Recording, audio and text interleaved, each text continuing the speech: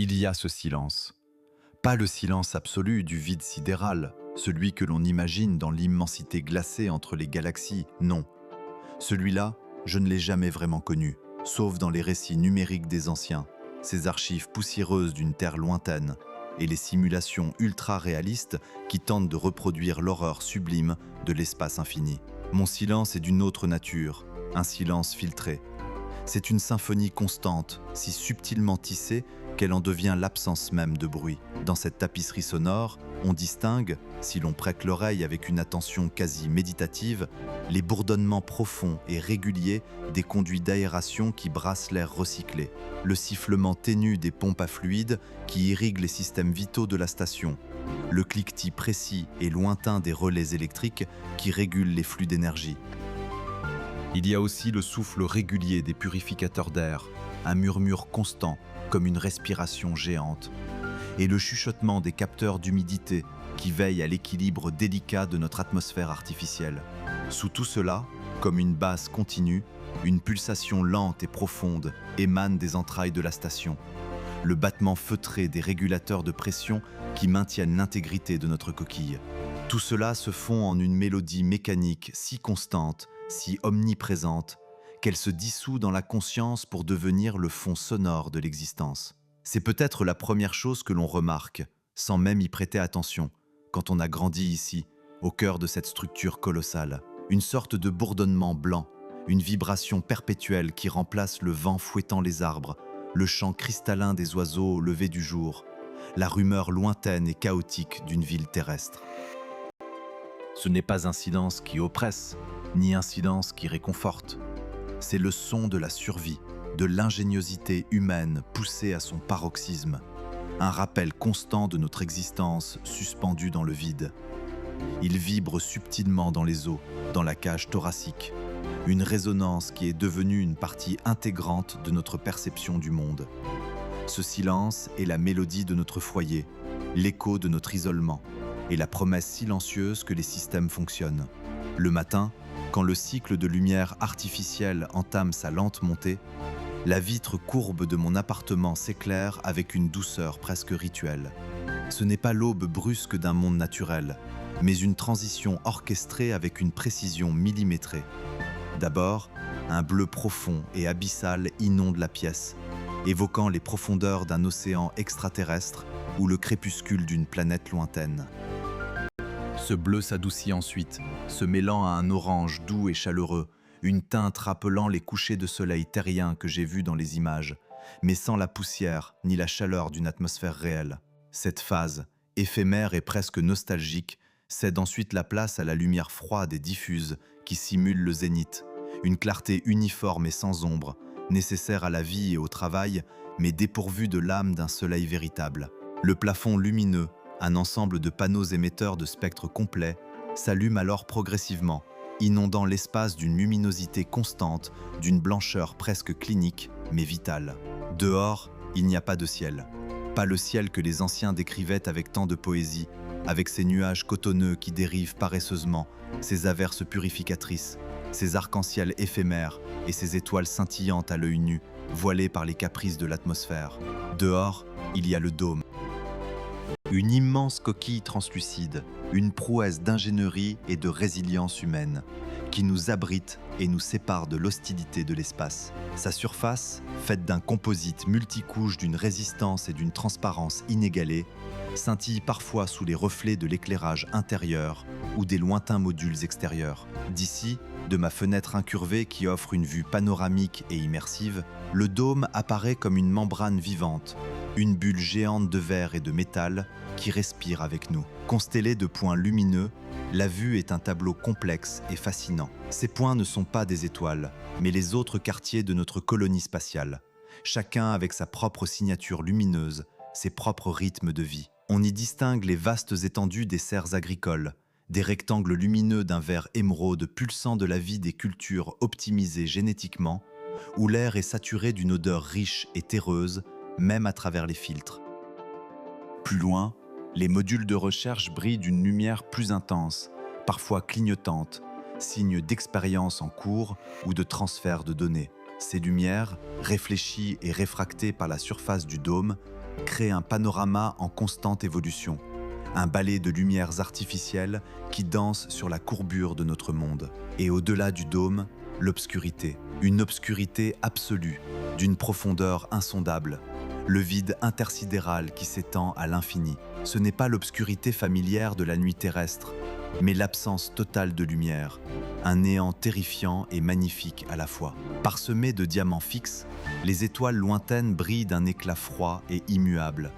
Elles ne scintillent pas ici, car il n'y a pas d'atmosphère pour distordre leur lumière. Elles sont des points de clarté pure, des épingles de lumière éternelle, plantées sur le velours noir de l'univers. On peut distinguer, si l'on cherche bien, la faible lueur lactée d'une spirale lointaine, une nébuleuse à peine perceptible, traînant ses filaments de gaz et de poussière à des années-lumière de nous. Regarder cette immensité est une expérience paradoxale. C'est à la fois une source de profonde solitude, la réalisation de notre insignifiance face à l'échelle cosmique, et un sentiment d'appartenance à quelque chose de bien plus grand que nous. C'est notre univers, le seul que nous connaissions directement, encadré par la prouesse de notre propre survie. Chaque matin, cette vue est un rappel de ce que nous avons perdu en quittant la Terre, et un rappel de ce que nous avons gagné. Une nouvelle perspective, une nouvelle définition de l'existence, et la beauté austère d'un monde entièrement façonné par la main humaine, flottant comme une perle fragile dans l'océan éternel du cosmos. Ce spectacle est notre horizon, notre ciel et notre mer, une toile de fond grandiose et silencieuse à l'histoire inachevée de l'humanité. Ce n'est pas un silence que l'on trouve dans les forêts denses des archives poussiéreuses, ni le murmure apaisant des océans dont les enregistrements ultra-réalistes peuplent nos modules d'études. Ce n'est pas l'absence de son, mais une présence constante, une tapisserie sonore tissée de 1000 fils mécaniques qui composent notre silence filtré. C'est le bourdonnement profond et régulier des régulateurs de pression qui maintiennent l'atmosphère respirable, le chant cristallin et aigu des pompes à fluide qui distribuent l'eau purifiée à travers des kilomètres de conduits, le souffle discret des purificateurs d'air qui recyclent chaque molécule d'oxygène, chaque microparticule de notre environnement clos. C'est une symphonie constante, un battement de cœur sans chair, la pulsation omniprésente de la vie elle-même, orchestrée par l'ingéniosité humaine et la vigilance perpétuelle des systèmes. Chaque matin artificiel, quand le linceul de lumière se déploie avec une précision millimétrée, ce cœur mécanique semble s'intensifier, comme si la station elle-même s'éveillait à nos côtés. Je me lève, et le sol composite multicouche, légèrement élastique sous mes pieds, transmet les vibrations de cette existence en suspension. Mon rituel est simple, immuable. Un verre d'eau recyclé, au goût pur et neutre, puis la contemplation de ma fenêtre. Elle n'est pas une simple vitre, mais une série de couches transparentes, résistantes au rayonnement et aux micrométéorites, offrant une vue panoramique et immersive sur notre domaine. Le dôme, cette membrane vivante qui nous enveloppe, apparaît alors dans toute sa grandeur. Sa surface translucide, parcourue de fines nervures lumineuses, respire avec nous. Au-delà, les autres quartiers de la colonie, des perles lumineuses dans le velours noir de l'univers, scintillent. Les modules de recherche, aux formes anguleuses et complexes, abritent des esprits qui déchiffrent les secrets du cosmos et optimisent notre survie. Les serres agricoles, quant à elles, sont des émeraudes pulsantes, des cœurs verts battant au sein de la cité de métal et de lumière. Leur lumière, un spectre complet calibré pour la photosynthèse, déborde parfois, peignant des traînées verdoyantes sur les parois du dôme, un spectacle d'une beauté austère et presque irréelle. C'est là, dans ces serres, que se trouve un autre type de silence filtré, une autre mélodie. L'air y est plus dense, chargé d'une humidité douce et d'un parfum riche et terreux, si différent de l'air neutre et clinique de nos habitations. Le bourdonnement des systèmes de régulation y est plus feutré, masqué par le bruissement délicat des feuilles, le léger sifflement des conduits d'irrigation et parfois le cliquetis presque inaudible des capteurs d'humidité et des relais électriques qui veillent sur chaque plant, chaque graine. Marcher dans ces allées, entre les rangées de cultures optimisées génétiquement, des céréales aux couleurs inattendues, des légumes aux formes parfaites, des fruits dont la chair est toujours juteuse et sans défaut, est une expérience quasi méditative. Ce n'est pas la nature sauvage des anciens, celle dont les images en haute définition nous montrent des jungles exubérantes et des champs à perte de vue, soumis aux caprices du vent et de la pluie. Ici, tout est contrôlé, chaque paramètre est ajusté au milligramme, au lumen, au degré près. Pourtant, il y a une forme de vie, une vitalité qui s'y déploie, une résilience orchestrée.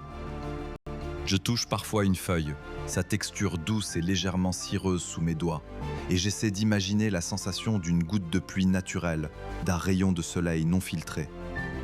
Ces pensées sont des échos lointains, des souvenirs empruntés à des existences qui ne sont pas les nôtres.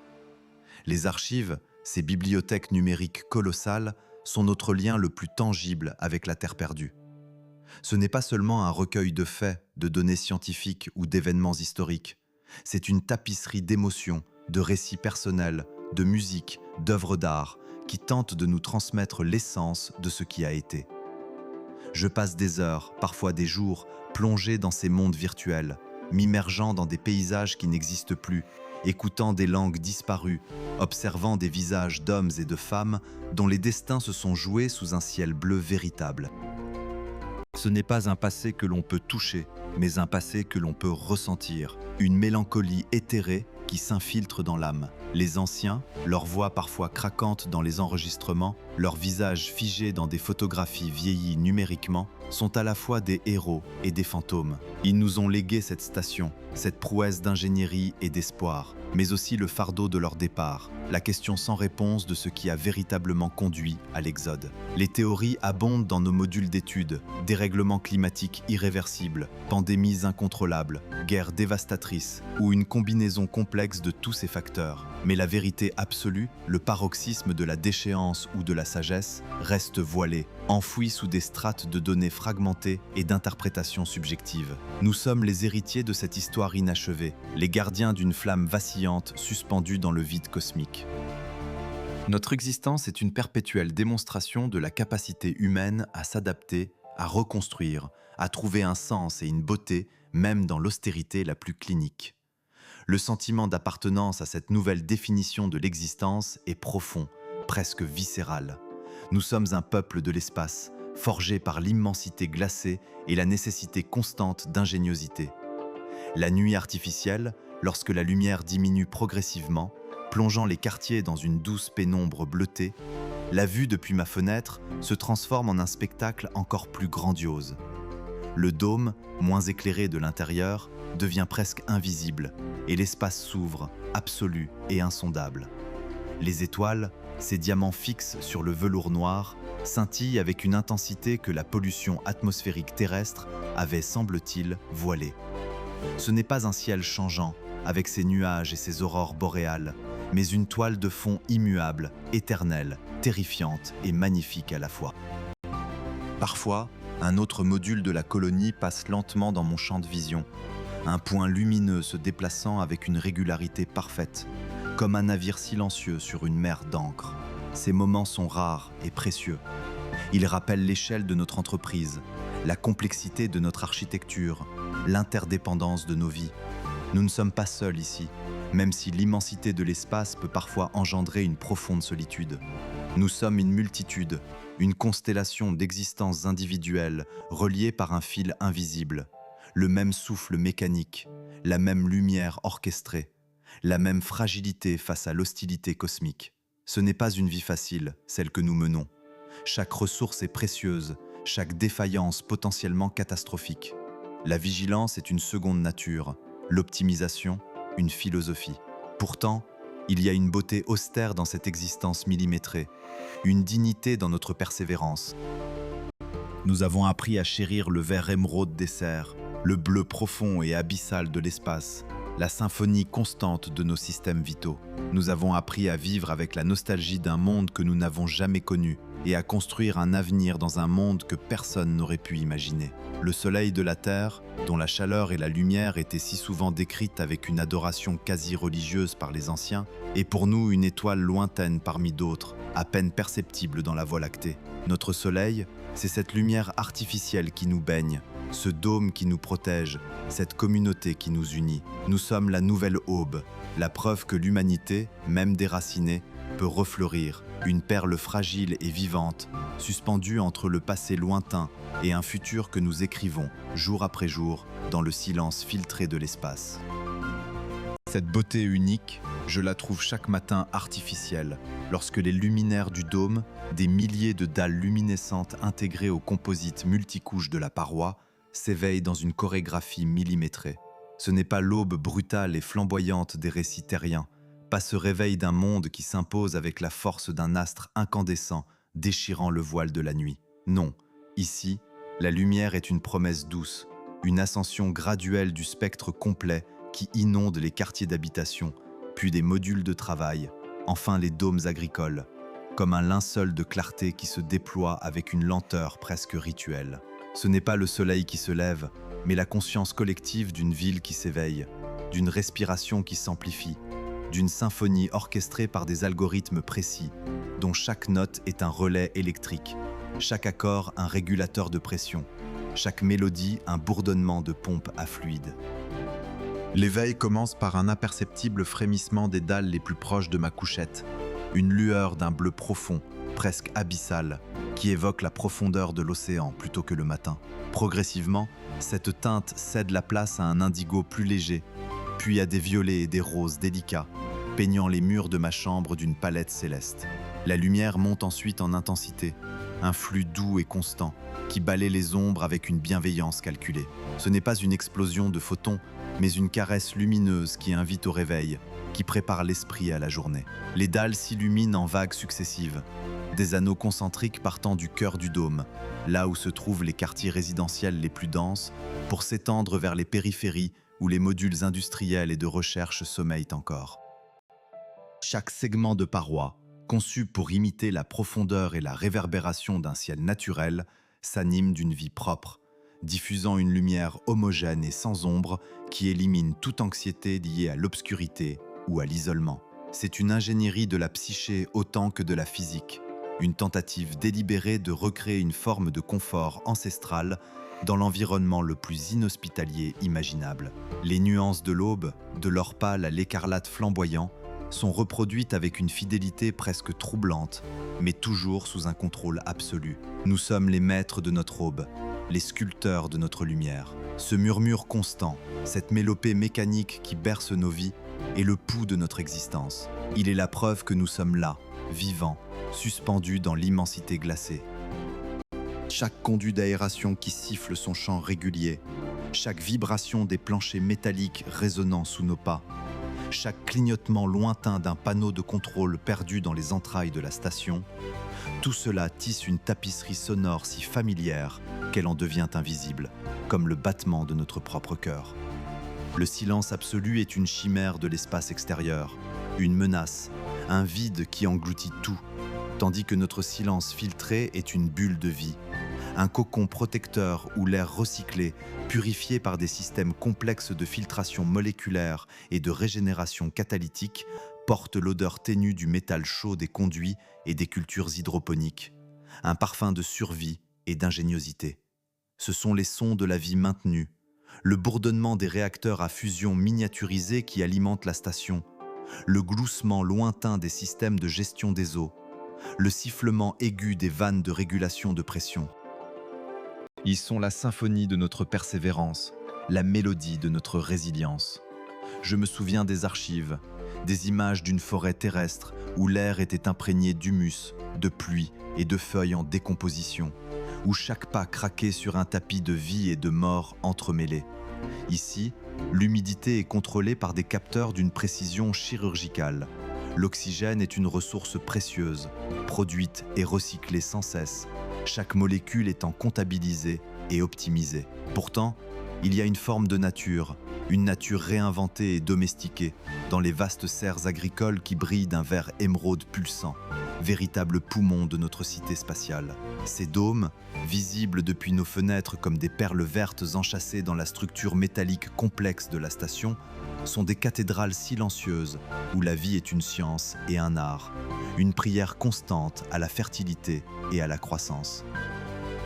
Leur structure semi-transparente, faite de polymères avancés, laisse filtrer une lumière douce et colorée qui contraste avec l'acier poli et les circuits lumineux des autres modules. Entrer dans l'une de ces serres est une expérience sensorielle à part entière, une immersion dans un écosystème créé de toutes pièces. Le bourdonnement des lampes horticoles, réglées sur des cycles de lumière optimaux simulant la course d'un soleil absent, se mêle au doux ruissellement des systèmes d'irrigation en circuit fermé, un murmure aquatique qui apaise l'esprit. L'air y est plus dense, plus chaud, chargé d'une humidité douce qui caresse la peau et d'un parfum riche et terreux, paradoxalement familier pour des êtres qui n'ont jamais foulé la terre. C'est l'odeur de la vie en abondance contrôlée, un mélange subtil de chlorophylle, de terreau stérile et de l'arôme distinctif de chaque culture. Les rangées infinies de cultures optimisées génétiquement, des céréales à haut rendement aux légumes-feuilles hyper nutritifs, des fruits aux saveurs intenses aux microalgues productrices de protéines, s'étendent à perte de vue, des tapis vivants d'un vert éclatant, traversés par des allées étroites où circulent les techniciens agronomes. Leurs blouses blanches, immaculées, contrastent avec la luxuriance verdoyante, symbole de l'ordre humain imposé à la vitalité contrôlée, de la science maîtrisant la nature. Ces plantes, chaque feuille, chaque tige, est le fruit d'une attention méticuleuse, d'une recherche constante pour maximiser la biomasse et l'efficacité nutritionnelle. Ce n'est pas la nature sauvage et imprévisible des récits des anciens, où les saisons dictaient le rythme et où les parasites étaient des adversaires constants. Ici, chaque nutriment est synthétisé avec précision, chaque température est régulée au dixième de degré près, chaque maladie est prévenue par des algorithmes prédictifs et des interventions nanotechnologiques ciblées qui éliminent toute menace avant qu'elle ne prenne racine. Des drones minuscules, à peine visibles à l'œil nu, patrouillent les allées, scannant chaque feuille pour détecter la moindre anomalie. C'est une nature apprivoisée, une vie sous cloche, une symphonie biologique dirigée par des mains humaines et des intelligences artificielles. Mais une vie qui nous nourrit, corps et âme, nous rappelant à chaque repas que nous avons conquis notre place dans le vide, que nous avons arraché notre subsistance à l'hostilité cosmique par la force de notre intellect et de notre volonté. Les repas sont des moments de communion, partagés dans des réfectoires aux vastes baies vitrées donnant sur le velours noir de l'univers, parsemé de poussières d'étoiles lointaines et de nébuleuses insaisissables. La vue est à couper le souffle, un rappel constant de notre insignifiance face à l'immensité, mais aussi de notre incroyable audace à y exister. Les saveurs, bien que parfois légèrement différentes de celles des archives terriennes, un certain goût de minéralité dans les légumes, une légère note métallique dans les fruits, sont un rappel constant de notre autonomie. Le pain, pétri à partir de farines issues de nos cultures, a une texture dense et un goût légèrement terreux, mais il est le fruit de notre travail, de notre ingéniosité. Les légumes, croquants et gorgés d'eau, sont la preuve tangible de notre capacité à créer la vie là où elle n'existait pas, à transformer l'énergie et la matière en substances vitales. Ce n'est pas un festin d'abondance naturelle, mais un banquet de survie, célébrant chaque calorie, chaque protéine, comme une victoire quotidienne sur le néant, un acte de défi silencieux face à l'inhospitalité du cosmos. La maintenance de cette vie artificielle est une tâche perpétuelle, une danse complexe et incessante entre l'homme et la machine. Des équipes d'ingénieurs en combinaisons hermétiques parcourent les conduits d'accès étroits et labyrinthiques, vérifiant les milliers de capteurs gyroscopiques qui maintiennent l'orientation précise de la station dans l'espace, inspectant les kilomètres de fibres optiques qui relient chaque module, chaque système, chaque conscience, surveillant les boucliers énergétiques qui nous protègent du champ de débris incessants et des radiations solaires mortelles. Leur travail, souvent invisible et silencieux, effectué dans des recoins sombres où seuls les voyants lumineux trahissent une activité, est le socle de notre existence, la garantie de notre lendemain. Ils sont les prêtres silencieux de notre temple technologique, les gardiens de l'équilibre délicat qui nous permet de respirer. Nous sommes tous, à des degrés divers, des gardiens de cette immense coquille, de ce vaisseau qui est notre monde, notre arche dans le vide. Les anciens, avec leurs archives poussiéreuses et leurs récits de ciel bleu et d'océans infinis, de montagnes majestueuses et de forêts luxuriantes, sont devenus des figures mythiques, des ancêtres dont nous honorons l'héritage non pas par la nostalgie stérile d'un paradis perdu, mais par la continuation de leur plus grande ambition, la survie de l'humanité. Leurs erreurs, leurs guerres fratricides, Leurs dérèglements climatiques qui ont rendu leur berceau inhospitalier sont des leçons gravées dans nos mémoires numériques, des avertissements silencieux qui résonnent à travers les générations, nous rappelant la fragilité de toute existence.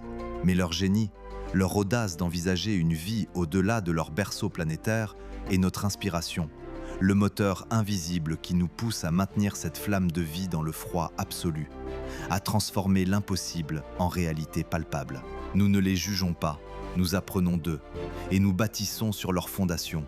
De ma fenêtre, je contemple parfois les autres modules de la station, des grappes de lumière suspendues, reliées par des passerelles tubulaires scintillantes, des vaisseaux plus petits qui s'éloignent et reviennent, des points scintillants dans le bleu profond et abyssal. Ces lumières ne sont pas celles des étoiles lointaines, mais les nôtres, le fruit de notre labeur et de notre intelligence, la toile de fond grandiose de notre existence, les étoiles que nous avons allumées de nos propres mains. Ce n'est pas le scintillement aléatoire et lointain des étoiles véritables, témoins indifférents de milliards d'années d'histoire cosmique, mais une constellation que nous avons dessinée, une carte de notre propre courage et de notre persévérance, un témoignage lumineux de notre présence. Chaque module est une cellule de notre organisme collectif, dédiée à une fonction spécifique, la recherche, l'ingénierie, la production, l'habitat, l'exploration. Ils s'étendent, se contractent, se réorganisent, évoluant constamment comme un être vivant. Dans cette immensité terrifiante et magnifique, notre ville spatiale est une perle fragile, une bulle d'air et de chaleur, une conscience collective qui défie le vide. Nous ne sommes pas des exilés, poussés hors de notre foyer, mais des pionniers, des explorateurs des frontières ultimes, non pas des survivants par défaut, mais des bâtisseurs d'un nouveau monde, d'une nouvelle ère. L'histoire de l'humanité n'est pas inachevée. Elle a simplement tourné une page pour s'écrire sur un nouveau parchemin, celui des étoiles. Et chaque jour, chaque cycle de lumière artificielle qui simule le lever du soleil, chaque respiration feutrée de la station, est un nouveau chapitre de cette épopée silencieuse, gravée dans le composite multicouche de notre dôme et dans le cœur de chacun d'entre nous, une promesse de l'avenir portée par la lumière artificielle de notre aube perpétuelle. Nous sommes les enfants des étoiles, et nous portons la flamme de la vie dans l'obscurité éternelle. Notre ville, cette perle fragile suspendue dans le velours noir de l'univers, respire. Elle respire d'un souffle mécanique, constant et omniprésent, qui est devenu la toile de fond de chaque instant de notre existence.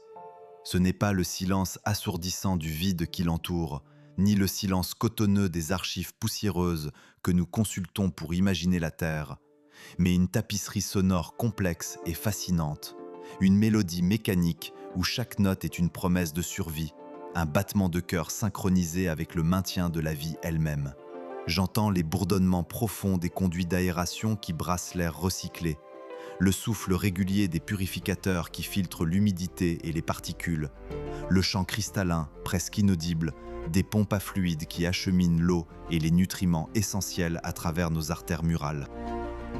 Il y a aussi le léger grésillement des relais électriques, la pulsion douce des régulateurs de pression, le chuchotement discret des capteurs d'humidité qui veillent sur l'équilibre délicat de notre atmosphère artificielle.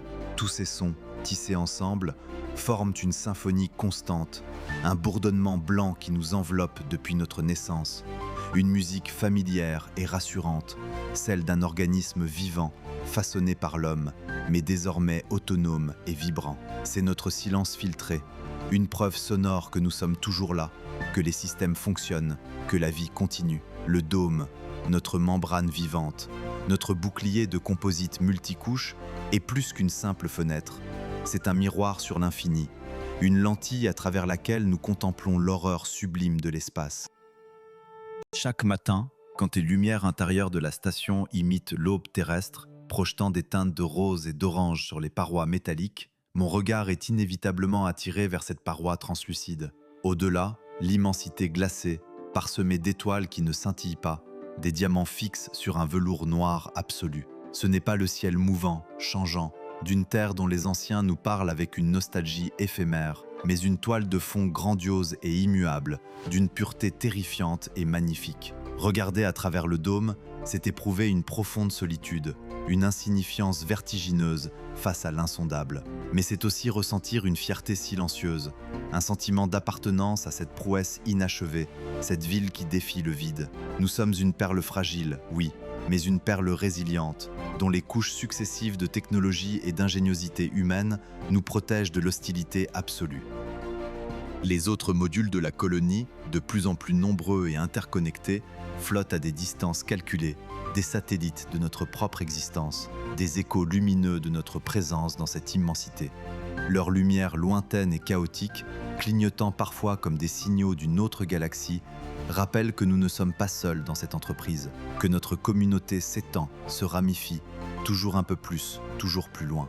Dans les serres agricoles, l'air est plus lourd, plus saturé, imprégné d'une odeur riche et terreuse qui évoque les forêts et les jardins des archives. C'est là que notre nature artificielle prospère, sous une lumière au spectre complet, calibrée pour une croissance optimale. Les rangées de cultures optimisées génétiquement s'étendent à perte de vue, des champs de verdure éclatantes, un émeraude pulsant de vie. Les feuilles sont parfaites, sans taches, les fruits et légumes d'une symétrie presque clinique, dépourvus des imperfections charmantes que les anciens décrivent avec tendresse. Chaque plante est un miracle de l'ingénierie biologique, chaque graine une promesse de subsistance, chaque récolte un triomphe sur la stérilité du cosmos. Je me souviens des récits de ma grand-mère, l'une des rares à avoir vu la Terre, même si ce n'était que dans ses dernières lueurs. Elle parlait du vent dans les arbres, de la pluie sur les feuilles, de la sensation de la terre sous ses pieds, une terre imprégnée de milliards d'années d'histoire organique. Ici, nous avons recréé l'humidité, la chaleur, même le cycle des saisons, mais tout est millimétré, orchestré. Le sol est un substrat inerte, nourri de solutions nutritives précises. Il n'y a pas de vers de terre, pas d'insectes bourdonnants, pas de mauvaises herbes à arracher. C'est une nature stérile, parfaite, une beauté austère qui nourrit nos corps, mais ne s'inscrit pas dans notre mémoire sensorielle de la même manière que pour les anciens. Ce n'est pas le chaos fertile et imprévisible de la nature sauvage, mais une création maîtrisée, une sérénité contrôlée. Nos repas sont composés de ces produits, d'une saveur intense et uniforme, d'une texture parfaite. Nous ne manquons de rien, jamais. Mais parfois, en consultant les archives, en voyant les images de fruits difformes mais savoureux, de légumes tordus par le vent et le soleil, une question me traverse l'esprit. L'optimisation génétique, la perfection contrôlée, nous ont-elles fait perdre quelque chose d'essentiel ? La beauté réside-t-elle aussi dans l'imperfection, dans la lutte, dans la contingence de la vie ? Ces pensées sont des luxes, je le sais, des réminiscences d'un monde qui n'est plus, des échos d'une mélancolie éphémère et nostalgique que seule la consultation des archives peut provoquer. Les archives, justement, elles sont notre passé, notre mémoire collective, le fil ténu qui nous relie à l'humanité d'avant. Des téraoctets de données, de vidéos ultra-réalistes, de sons, de textes, de fragments d'une existence perdue. Nous passons des heures, seuls ou en petits groupes, à naviguer dans ces bibliothèques numériques, à chercher des indices, des réponses à la grande question « Pourquoi ? Pourquoi avons-nous quitté ce berceau vert et bleu, cette perle originelle ? Les théories abondent, se chevauchent, se contredisent. Dérèglements climatiques paroxysmiques, pandémies mondiales incontrôlables, guerres dévastatrices dont la folie a consumé la Terre. La vérité demeure fragmentée, subjective, un kaléidoscope de récits personnels et de données scientifiques incomplètes. Ce n'est pas une histoire linéaire, avec un début clair et une fin tragique. C'est une tapisserie déchirée, dont les motifs se perdent dans l'oubli et la distance. Les anciens eux-mêmes ne semblaient pas avoir une compréhension unifiée de leur propre chute. Leurs journaux intimes parlent de peur, d'espoir, de résignation, de la fuite vers les étoiles comme une dernière prière, une ultime tentative de survie. Nous, les enfants des étoiles, nous avons hérité de cette quête de sens, de cette interrogation perpétuelle. Nous avons reconstruit, non pas sur les ruines, mais sur le vide, dans le silence sidéral. Notre histoire, elle, continue de s'écrire, jour après jour, non pas dans les annales poussiéreuses d'une terre lointaine, mais dans chaque module ajouté à la station, dans chaque nouvelle serre qui s'illumine, dans chaque innovation technologique qui repousse un peu plus les limites de notre existence. Nous sommes les bâtisseurs d'une nouvelle ère, les gardiens d'une flamme vacillante mais tenace.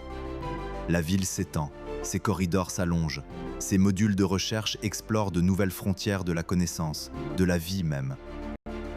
Des modules d'observation scrutent les lointaines nébuleuses. Des laboratoires développent de nouveaux nanomatériaux pour renforcer notre coquille.